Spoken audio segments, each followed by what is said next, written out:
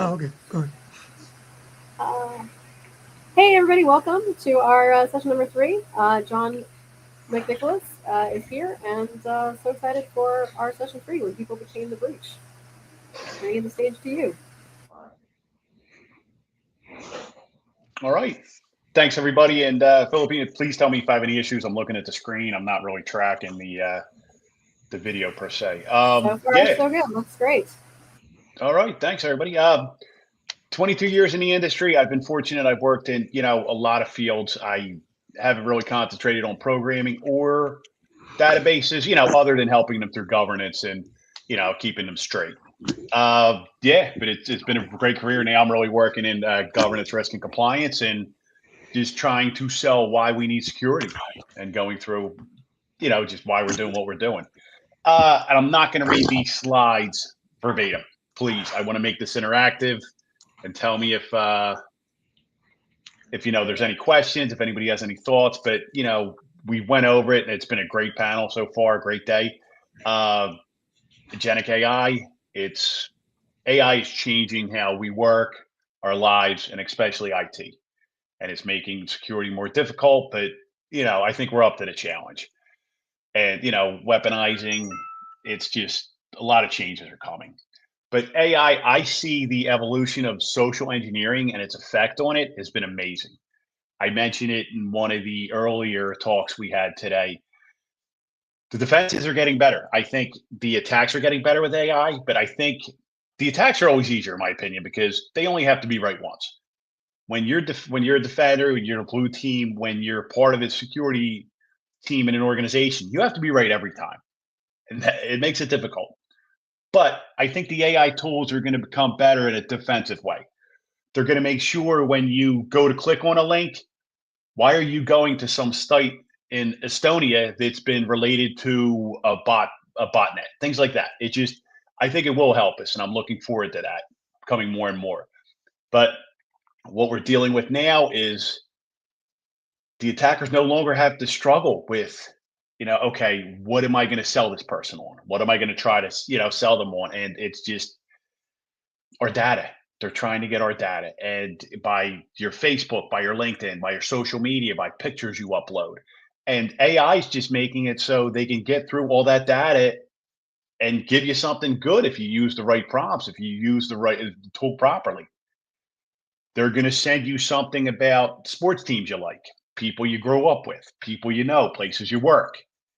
And we just have to be real careful of that. And, the hyper personalized researched lures that is going to be is spam, and just the way that AI is really making us vulnerable with social media. And I'm going to talk about the basics because I feel that the basics, if we go back to them, I know everybody loves talking about the shiny tool. Okay, we got this tool. Okay, we got this. If we slow down a little bit, we can decide how we're going to approach this. And if you take a breath, you're better off most of the time. So I'm going to just talk about some basics, and it's been great talking with everybody else, the other, security folks on the calls today, because you hear a lot of us repeat the same terms. Uh, and Sherry did a great job earlier talking about the identity is the perimeter. It truly is. The cloud, it's, we can log in from anywhere. Shouldn't be able to. If my organization doesn't just, let's pick one, Canada, for example. If I have a business that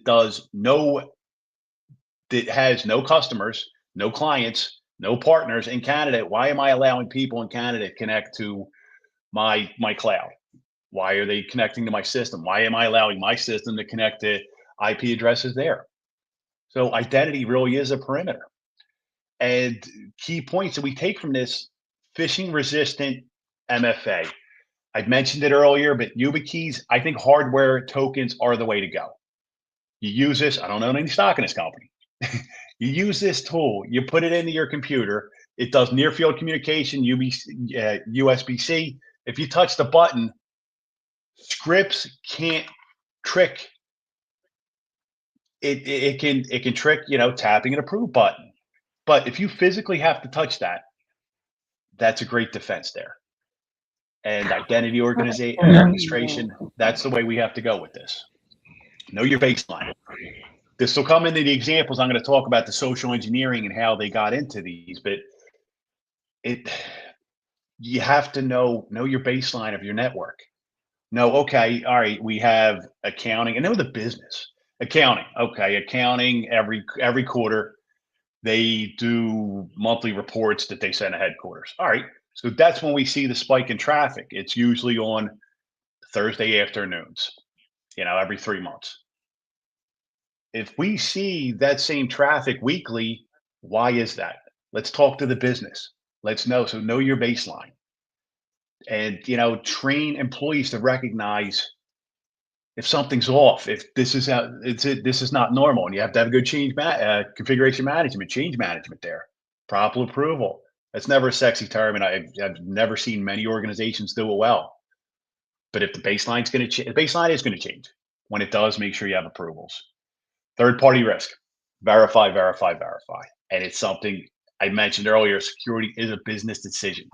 When I talk to the business, I try to use how much is this going to cost us if we don't do what we're supposed to do? Nobody wants to hear, okay, we need this, we need that. I'm not even talking about tools, just doing your due diligence. Don't run after the next thing. Make sure management knows what they're doing, why they're doing it. Policies. And you can always have a procedure. There'll be technical limitations in every system you have. And especially I've worked in the government, worked in financial sectors. There's legacy systems. It's unbelievable the legacy systems that are still out there, especially in the financial sectors. But continuous monitoring. When you work with these vendors, I always try to use the analogy. I remember, a few years ago, but being a kid, like, you have a party at your buddy's house. Third party risk is okay, I trust my friends. I don't trust my friends' friends. You don't trust, you have to verify. You have to look and have these contractual guardrails. Are you doing your due diligence? Because it's a link in a chain. And data sanitation and minimization for that matter. Data sanitation, we have all these tools, you have these web portals, you have this. Am I checking what information is put into that portal before I accept it and bring it back in? It's amazing. I talk to these vendors, talk to the clients, and every time I've ever done a web app pen test, it's always been something related to cross-site scripting or SQL injection, something like that. Take the time, slow down a little bit. Are we sanitizing, checking the data that we're allowing to be entered into the system? And network segmentation. It's crucial for these AI attacks because when you do become a victim of the social engineering AI attack, okay, you split financial from the production floor. And we'll talk about that in some of the examples. And this, I think, is the most important one. Executives, you have to get the executives, your leaders of your organizations on board. If they're not on board, if your owner, your CEO, the CFO, if she doesn't care, why is the company going to care? Why are the workers going to care?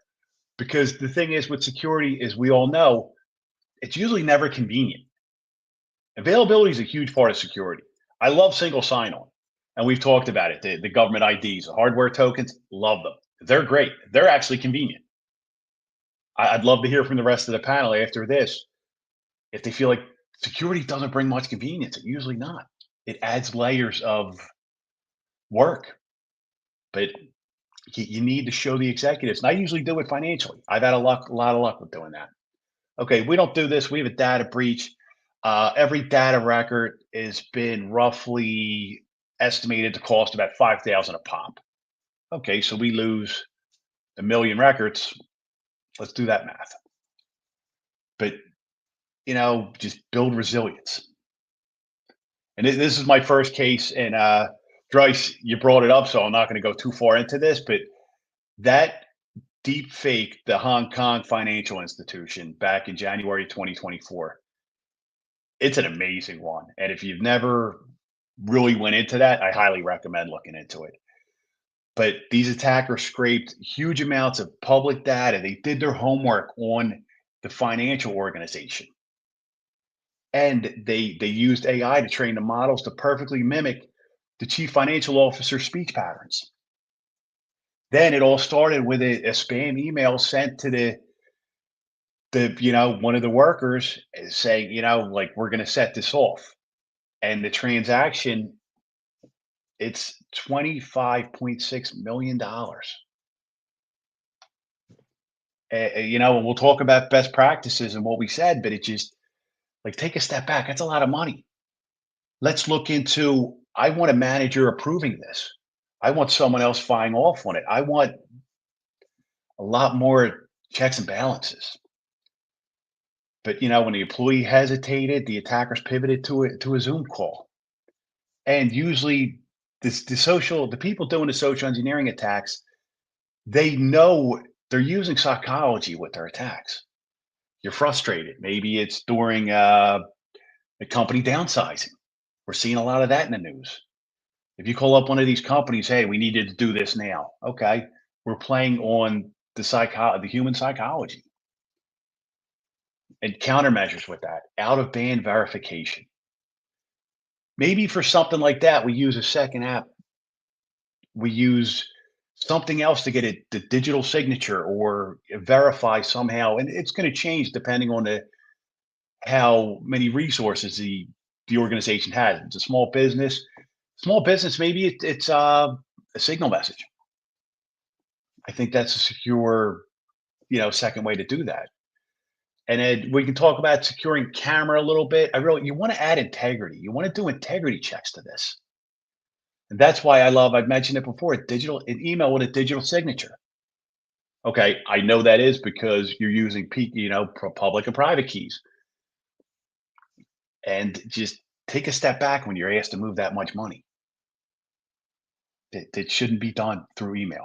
But that's what the executive support, take a step back.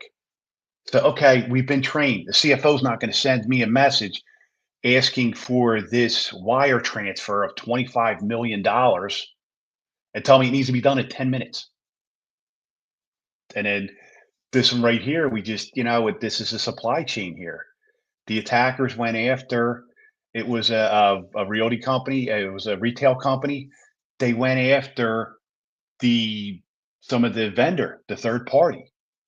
They didn't go directly at the at the retailer.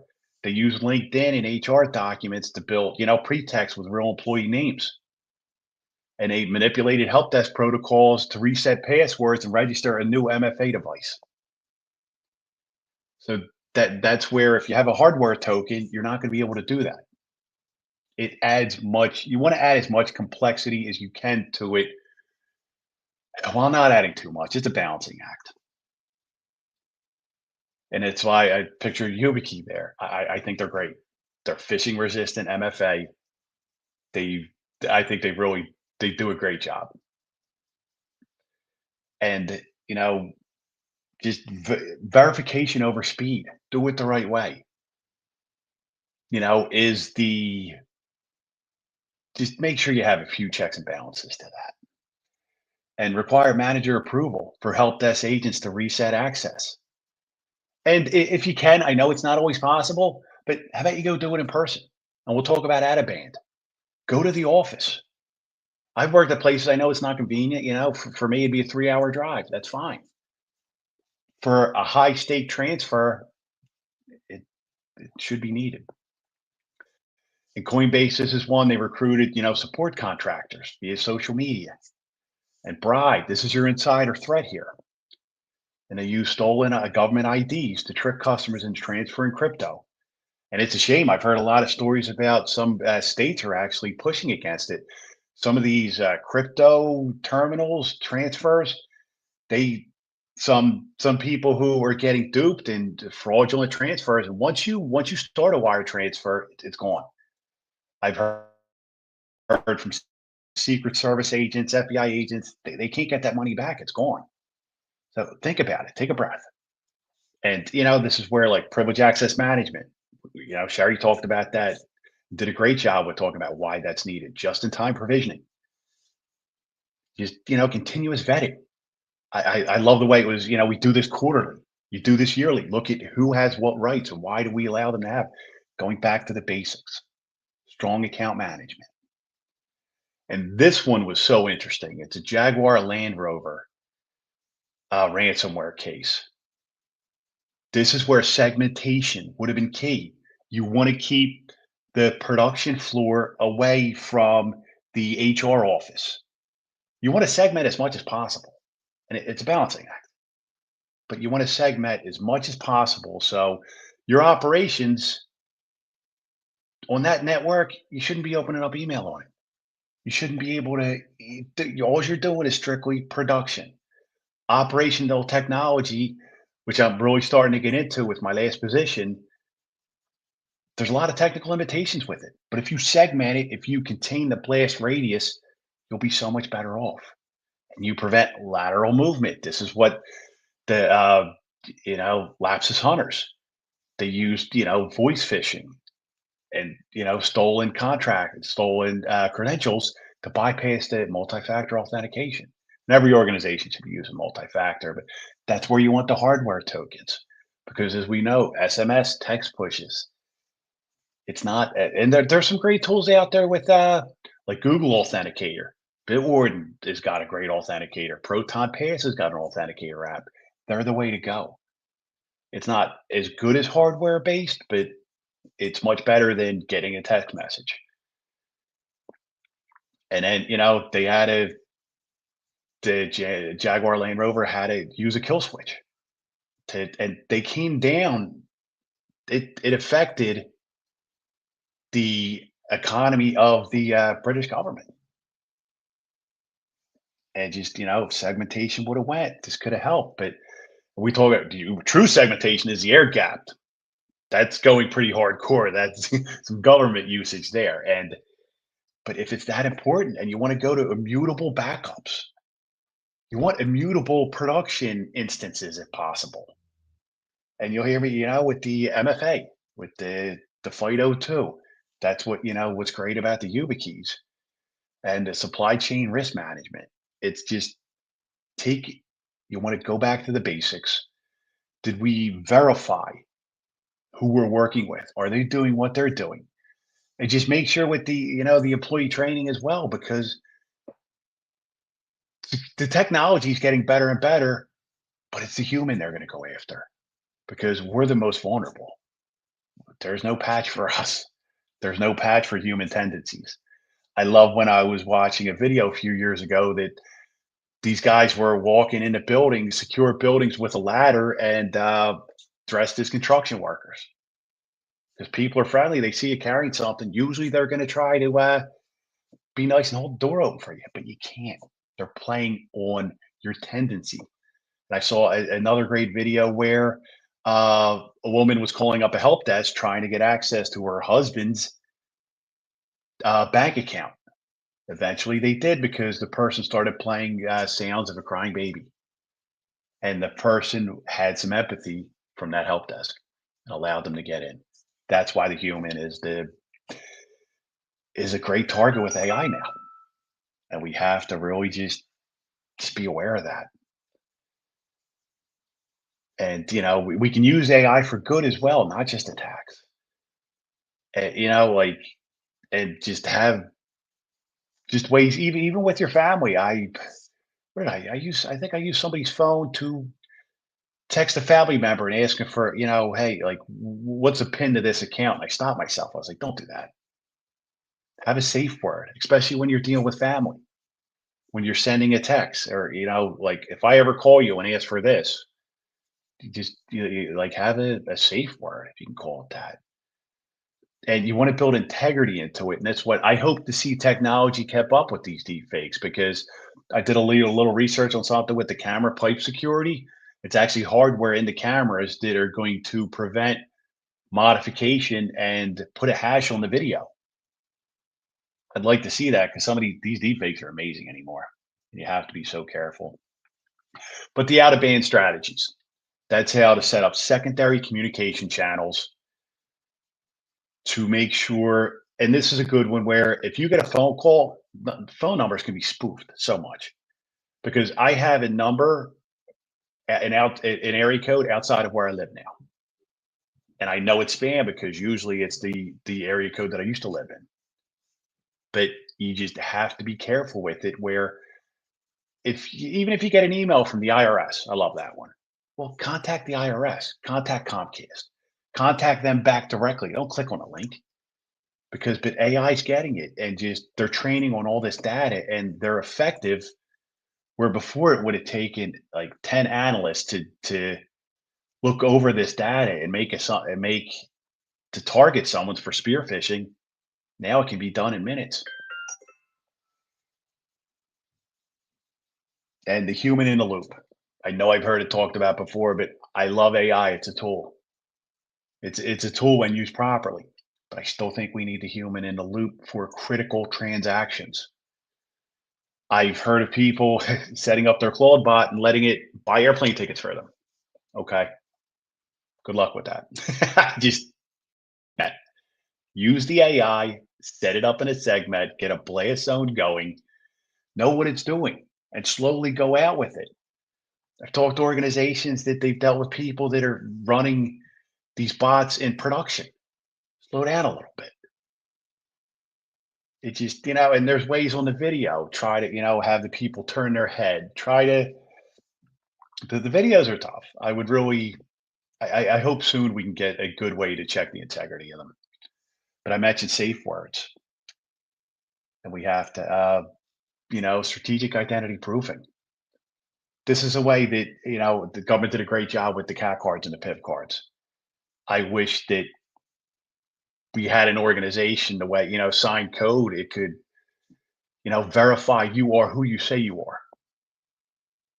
But I think we're a little bit of a way of that. But impossible travel. That's another way to check too.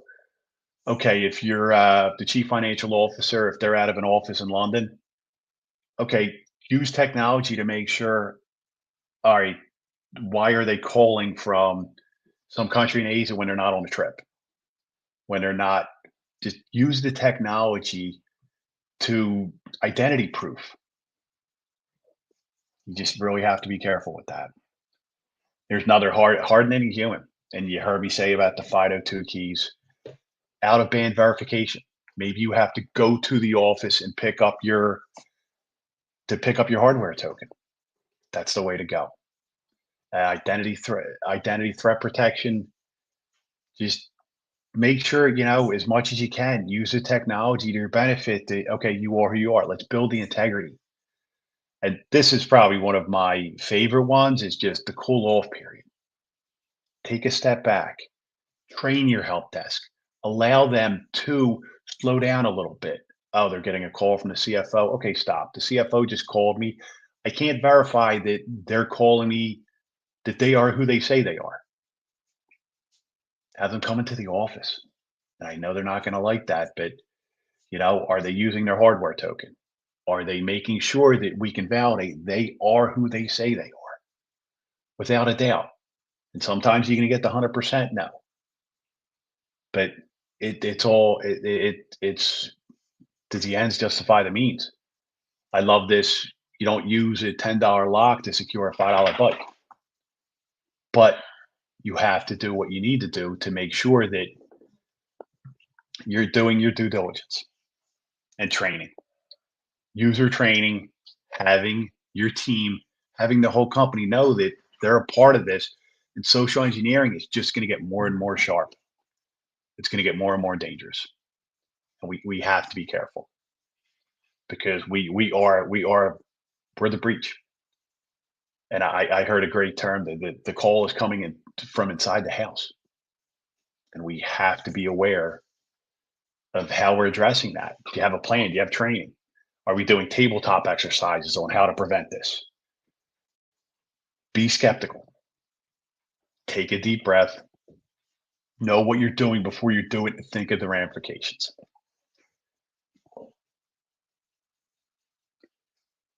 And then social engineering is, I feel, probably definitely the number one attack vector. It's about one third of the major incidents now. And with the supply chain attacks that we've seen, there is no traditional perimeter anymore. And some of the examples that I mentioned, and this isn't, I love the way it's not an IT issue. It's not. This is part of the business risk. And the business should make a decision to support their people, take a step back. There's a cooling off period. Oh, I'm resetting your password. I'm giving you elevated access. Let's stop for a second. Have we thought about, have we truly vetted this person? Do we know they are who they say they are? Do they need that access? It's just going to get harder. But I think we're in a good spot. I'm optimistic. We just have to just build this into our processes. But it's not an IT issue. This is a human issue. It'll be interesting, but it's just going to get more complicated. But I'm hopeful, and hopefully with your organization support, you can tackle this head on. Well, thanks. I'd love to hear if there's any questions that came up, or if some of the panel has any thoughts. I loved it. A lot of things to say there, and I think that it reminds me the importance of obviously the training, the tabletop exercises. So knowing when this happens, what do we do? Which goes back to our very first session, which is who is responsible for what, and making sure Absolutely. that's really clear to everybody. And I think also with I'm going to get you into the spotlight here. Just give me one moment. I think the other thing, you touched on just so many things that I think are so important because human nature is to be helpful. And customer service reps are trained to be helpful. That's their number one job. And yet they're the front line of defense. And they're not always trained particularly well in having that skepticism. And I don't think they're supported enough. And I don't think they're given enough credit, honestly, because you thought, okay, it's just what are they up against? What are they dealing with? And I have to have that executive support. I truly feel that that's where it all starts, because if I remember being in the military, being a gate guard. It's you're checking everybody, even if you know that's a captain, a general coming across. I'm still checking them. What we hear a lot about, and I can put more on that, the academic side is the tone at the top. It's definitely culture and leadership. You definitely have that fact check because like something happened with a casino a couple years ago. Even though you have your unique identifier, which is their employee ID, they still got compromised. So you definitely have to fact check.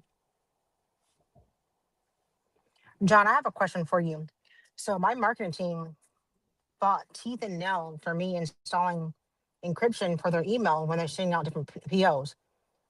Is there another suggestion besides email encryption?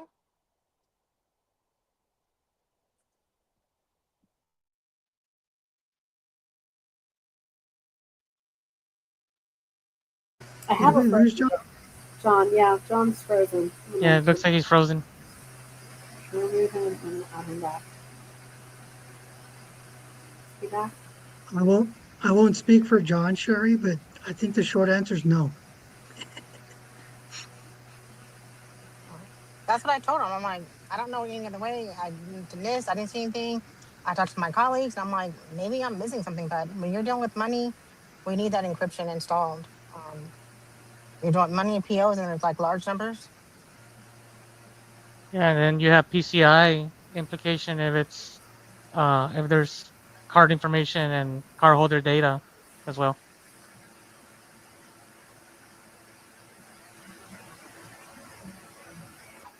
Here he is. He's back. Got that? Yeah. Go figure. It's like unfortunate. So, yeah, Sherry, I'm sorry. I got about the email encryption. Do you think what is there a better technical option? Or I always think of a procedure option too. And nobody likes to talk about that, but it's kind of like you need to be doing what you're like. I'm a big proponent with the segmentation, and I go years back. Like only do work stuff on work devices, and let's give them a wireless access point. I don't care what you do. That's an HR issue at that point. If you're going to spend all day watching YouTube videos of motorcycles, great.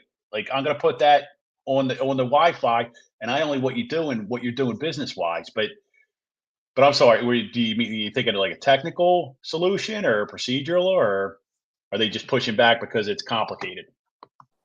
They're just pushing back because it's an extra step in their process. And I'm like, if you're sending something that's confidential, PHI, PCI, HIPAA, the email has to be encrypted. I'm sorry, but I don't know any other way. So I was making sure that I was on track. Like I said, I talked to other peers and other people, and I didn't see any other way but the encryption. No, you have to, and I mean encryption's the best way. It's a confidentiality. You need to establish that. What I like when the business pushes back like that, to show them the cost of the breach, to actually show them how much is this going to cost us when you don't do it. And unfortunately, there's so many examples anymore about people doing it wrong.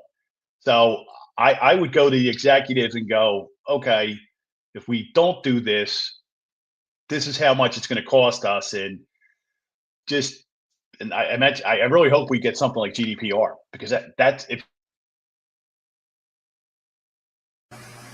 John froze for a second. I'll finish his And sentence see, for a and second. that's what happened is we had a breach. We had a breach, and that's how I installed the encryption. yep. And it's amazing that you get pushback after a breach, right? You would think like, okay, let's prevent this in the future.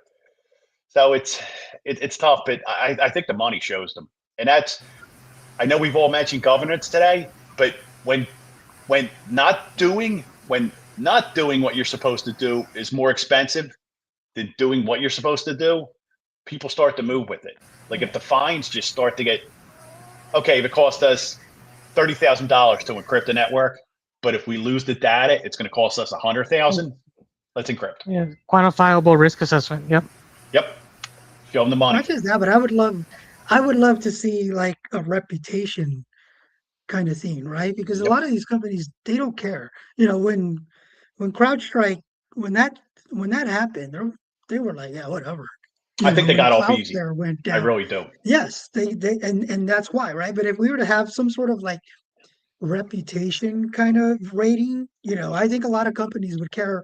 They would care more about their reputation than they would about the fines, because these are, you know, multi-billion-dollar companies that they don't really care about the money, you know. But if you were to go to them and say, hey, between these three companies, your reputation rating is a 78 and theirs is a 84 or 88, they'll care then.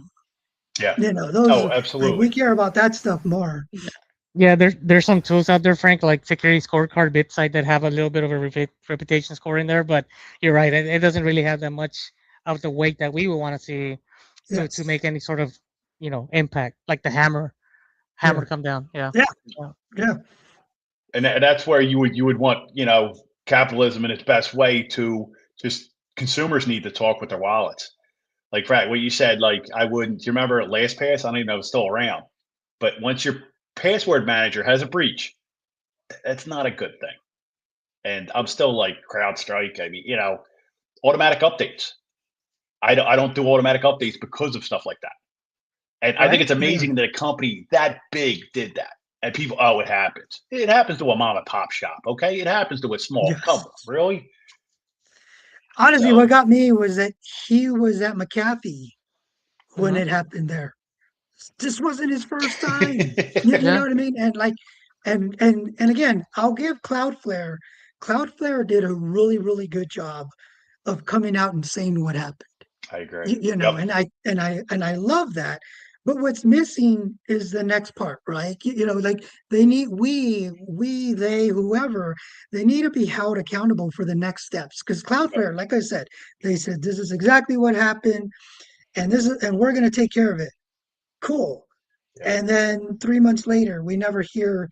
So how did you take care of it? I know. I want lessons You know, learned. and I would love to, yeah, I would love to have kind of like this open, maybe for them, it's a requirement.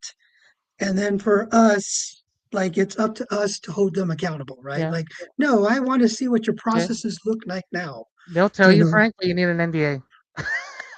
Oh I yeah, mean, no, yeah, right, which yeah, is, Yeah. yeah, which is unacceptable because yeah.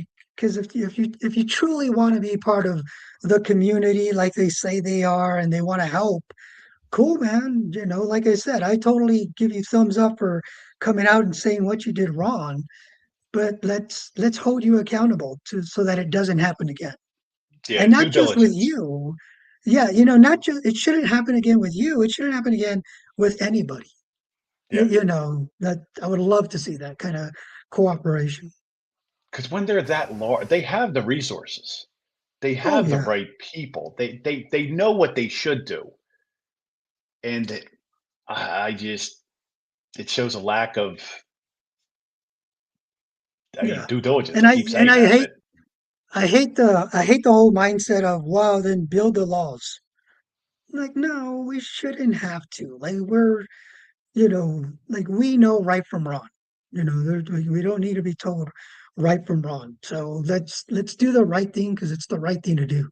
I think GDPR is a great start, I think it is but too. it I think it still kind of pisses me off that it was required, right? But Yeah, you bring up a good point. Like, how do we hold them responsible? Because I yeah, think we're from a security mindset.